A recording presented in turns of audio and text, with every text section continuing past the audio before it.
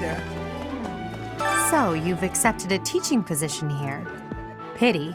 I was hoping you would lend your strength to the Empire. I never properly introduced myself, did I? My name is Edelgard von Hresvelk. I am the princess and heir apparent of the Adrestian Empire. I wonder if you'll be tasked with leading the Black Eagles. I hope you've had a chance to meet everyone.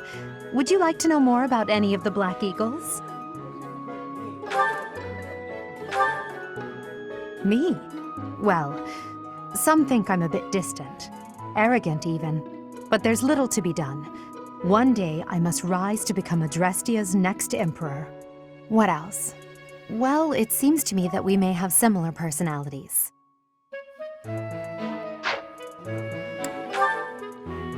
Hubert is the heir of Marquis Vestra. He has served me since I was a child. You may think his blood runs a bit cold, but actually that's rather accurate. Still, if you can get past that, you'll see he's quite astute and reasonable. For some reason, he thinks of me as a bitter rival and is always trying to challenge me. It's terribly irritating. His house is that of Duke Eyre, which produces Adrestia's prime ministers. That family is, perhaps, too pleased with its own status. He's remarkably intelligent, but he only wishes to apply himself to tasks that particularly interest him, and nothing else. He's also fond of, well, napping. If he had any work ethic or sense of duty to speak of, I suppose he would be destined to become an official of the Empire. He's the second son of Count Burgles. He has no inheritance in his future, which is perhaps why he's always so eager to prove himself. He's overly energetic and rushes headfirst into any battle. If he ends up in your care, be sure to keep a close eye on him. She's Count Varley's only daughter. I suppose you could say she's a bit eccentric, but she seems like a gentle soul. I believe she's shut herself away in her quarters and doesn't care to leave, but don't worry, I'll make sure she finds her way to class. Few commoners have joined the Black Eagle House, but Dorothea is an exception. She's a songstress from a famous opera company in the Empire. I'm not entirely sure what brought her to the Officers' Academy. To the west of Fodlan is an archipelago called Brigid. Petra is the granddaughter of their king. Brigid is a vassal state of the Empire, which is how she came to be enrolled here. She's incredibly smart and studious.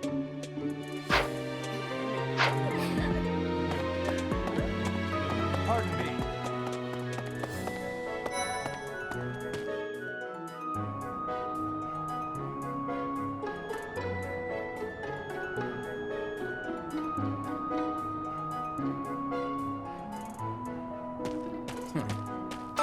Well, scored a teaching gig here, did you? Talk about a great first impression. I guess that means I'd better introduce myself properly. I'm Claude von Regan. I'm from the ruling house of the Leicester Alliance, but don't worry too much about all that madness. I'm guessing you don't know which class you'll be teaching yet, do you? I bet you'd like ours. We're not as difficult as the other two. Have you met the folks from the Golden Deer House yet? Care to know more about anyone? Piqued your interest, have I? As luck would have it, I'm pretty curious about you as well. But what's life without a bit of mystery? Let's just spend the next year or so learning about each other little by little. He's the heir of Gloucester territory. If you haven't already picked up on it, he's a bit arrogant and fancies himself a ladies' man. That said, deep down he's really devoted and honest. Though I wouldn't mind never hearing him talk about his noble obligations ever again. He comes from a merchant family, but his parents died in an accident. Seems like he's had a rough life. Despite all that, he's just about the most cheerful guy you'll ever meet. His passions are training, eating, and actually that's about it. He's the second son of a merchant family. Since his brother will inherit the business, he's training to become a knight. If you ask me, it doesn't seem like he truly wants to be a knight. He's probably just doing it to please his parents. Lysithea is the daughter of Count Ordelia, and is probably the youngest student here. But watch out, she gets angry if you treat her like a child. As for me, I do it on purpose. You have to make your own fun in this place, you know? Marianne is Margrave Edmund's daughter, and that's pretty much all I know about her. She doesn't interact much with other students, so I wouldn't be surprised if a lot of folks here have never even heard her speak. Hilda is the only daughter of Duke Goneril. It seems her father and brother coddle her quite a bit. If you look up lazy in the dictionary, her picture won't be there because she never got around to submitting it. Not too unusual for a noble, I guess. Leonie enrolled because she wants to be a mercenary. I think she said that her father is a hunter. She's pretty blunt and as stingy as they come. A habitual saver, too. I think she's hoping to repay her village for helping to send her here. Yeah. Hello. Please accept my apologies for the other day. You came to our aid, yet I hadn't even the courtesy to properly introduce myself. I am Dimitri Alexandra Blathid, Crown Prince of the Holy Kingdom of Fargus. Of course, at the Academy, I am simply a student. And I've heard word that you are to become a professor here. Delightful news. I still have much to learn, but I'm confident I could benefit greatly from your guidance. In any case, welcome to the monastery. I hear you're investigating the different houses here. Did any of the Blue Lions catch your attention? Me? Oh, please forgive me. It's difficult to open up on the spot, don't you think? I'm afraid my story has not been a pleasant one. I do hope that doesn't color your view of me, but I understand if that can't be helped. Dedu was born in Dusker, and has been loyally working in my service for the past 4 years. He's rather taciturn, but once you get to know him, you'll see he's a kind and good-natured young man. Felix is the heir to House Fraldarius. He has a bit of a sharp tongue, but don't let that fool you. Deep down, he's a good guy. He gravitates toward people who are skilled. Perhaps you would enjoy a friendly competition with him sometime. He's the adoptive son of Lord Lenato of Castle Gaspar, but I hear he was born a commoner. He has an extremely earnest personality, so I'm certain he will approach your lectures with great enthusiasm. Sylvain is the heir to House Gautier. He is a capable person who highly values his friends. That said, well, he's always been a bit of a skirt chaser, so to speak. Pardon my bluntness. I speak with him about it often, but it doesn't seem to help.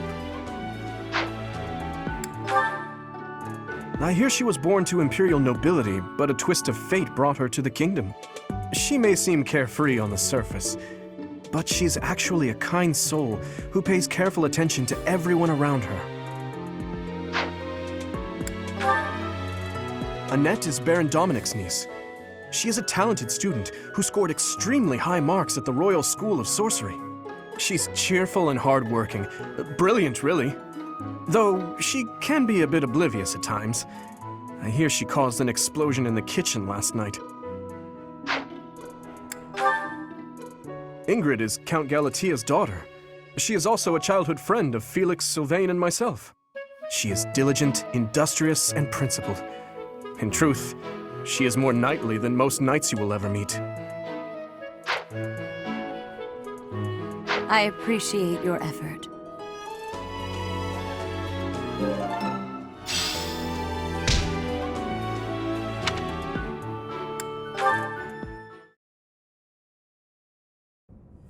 How are you enjoying your time at the Academy thus far? I hope you have found our halls brimming with the vitality of well-intentioned souls. I suppose it is time for you to take charge of one of our 3 houses of students. I must note that I am personally against entrusting someone as lacking in trackable history as yourself with such a task. But it is as the Archbishop desires. The black eagles, the blue lions, and the golden deer. All so different. I hope you've made it a point to get to know each of them. Since you are new here, we have decided to allow you first pick. Manuela and I will take charge of the remaining 2 houses.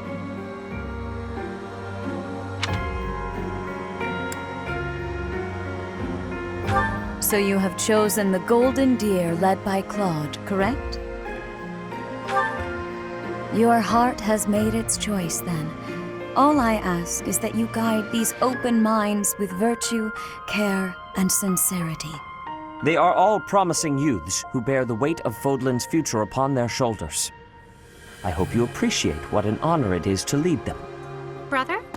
Oh, I am so sincerely sorry. I did not mean to interrupt. I'm in the middle of something, Flame. Is it urgent? No, it's nothing. More importantly, who is this? This is our newest professor at the Academy. Oh my! A new addition to the Officers Academy! I am so very pleased to meet you, Professor. I am Sedith's little sister, Flame. I am so happy to make your acquaintance.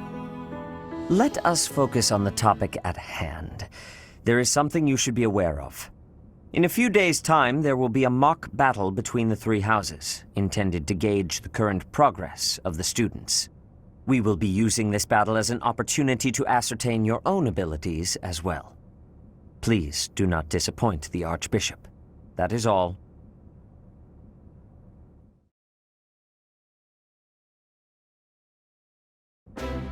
Wait, what? Are you really our new homeroom professor? Is that true? You aren't quite what I had pictured. Oh, sorry, I didn't mean that the way it sounded. I was sure you'd be roped into joining the Knights. Don't tell me. You chose this class just to get to know me better, right? I'm flattered, really. Whoops. Now that you're our professor, maybe I should choose my words more carefully. Oh, well then, since we're pretty close in age and all, I suppose formalities aren't all that necessary. One must truly marvel at the exceptionality of this appointment. Becoming a teacher to students almost the same age as yourself. How unusual. I've heard you are a skilled mercenary, but I cannot shake my discomfort at your new position. Are you really as strong as they say? Let's see your biceps. I bet I packed on more muscle than you. I doubt that. Apparently our new professor was personally recommended by Alois, one of the Knights. As far as skill goes, I saw it with my own eyes. What's more, Teach here is the child of the most renowned former captain of the Knights of Seiros. I heard. There's no way a child of the captain isn't worthy. It's simply not possible. The captain? Who are you talking about? Captain Geralt, of course. The most notable captain of the Knights of Seiros and a peerless mercenary. Huh. It doesn't matter what you think of him. Captain Geralt deserves nothing but respect. Well, after working as a mercenary alongside a father figure such as he, I have high hopes for our professor. Just because someone is special doesn't mean their children are special too, Lysithia. Assuming that a child is going to be exceptional just because of their lineage is a bad idea. Don't you agree, Marianne? Huh? Oh, yes, I suppose so. Well, we can find out for ourselves in battle. I can't wait to see what tactics you've learned from the captain. A battle? Shouldn't we have a welcome party or something first? I'll get the meat. How savage. I propose a nice conversation over tea instead. I am more than willing to procure some high-quality leaves. Tea? You can't get to know someone over tea. If there's no meat involved, it's not a party. Your common sensibilities are grating to my noble ears. Please quiet yourself. Sorry for the bickering, Teach. As you can see, the Golden Deer House is a rowdy bunch. We're not especially unified. You'll find nobles and commoners alike here, those who are dedicated to their studies alongside slackers. But hey, that just makes your life more exciting, right? I really hope you're looking forward to the year ahead as much as I am.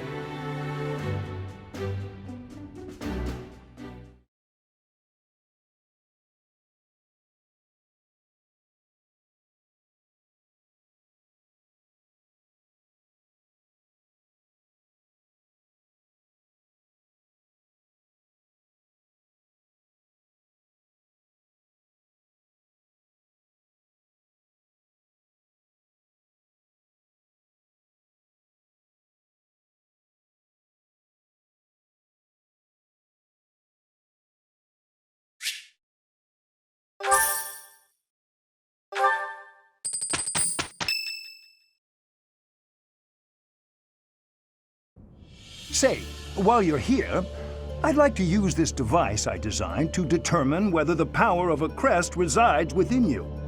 Won't hurt a bit. Promise. You don't know about crests?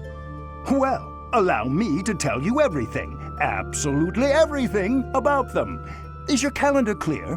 This will take a while. Crests are a fascinating topic, but before one can dive deeply into said topic, one must first understand what crests are. They are power incarnate. They are said to have been bestowed upon humans by the goddess countless ages ago. They exist within the flesh and are passed down through bloodlines. Those who carry crests may excel at magic, display exceptional strength, or any number of boons. Each crest has its own power, the nature of which is beyond mortal understanding. For now. I suspect as much, yes. But we won't know for sure unless I look into the matter. As I said, crests are passed down through the blood. However, just because someone carries a crest does not necessarily mean their descendants will inherit it as well. Only a scarce few descendants of a crest's bloodline end up inheriting that crest's power. Perhaps one of your ancestors bore a crest, and you just happen to inherit it. That is how a crest usually presents itself, after all. Yes, of course. I'll get to the bottom of it straight away. Now then, please go ahead and hold out your arm over this device here. What is this? A pattern I've never seen before. Is it possible an as yet undiscovered crest has been detected? To think there are still crests out there that even I am unaware of. How thrilling! Pardon my unrestrained jubilation. I have much to consider. You may leave now. I have more research to do in regard to this crest. Yes, so very much more research. But for now, your work here is done. What could this line here be indicating? Perhaps it represents a lack of symmetry. Or perhaps...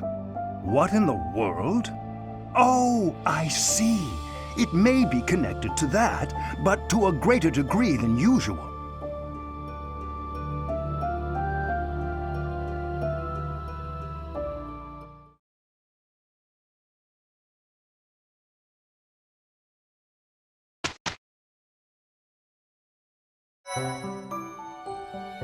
With each moon, professors of the Officers' Academy receive a schedule for the month ahead. It notes the days on which events and missions will take place that month. Pay careful attention to your schedule so that you may thoughtfully plan what you intend to do each month and when.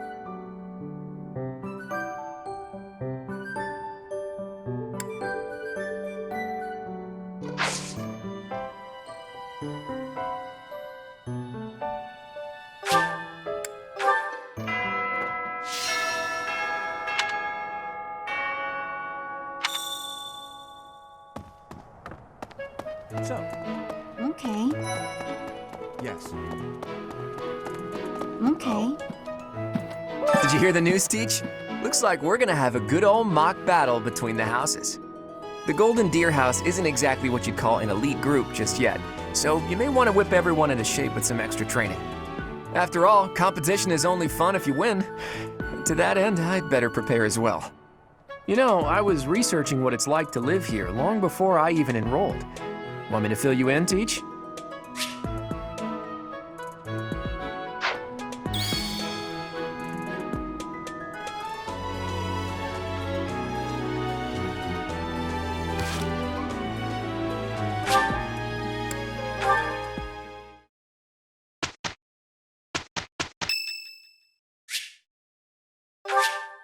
Much appreciated.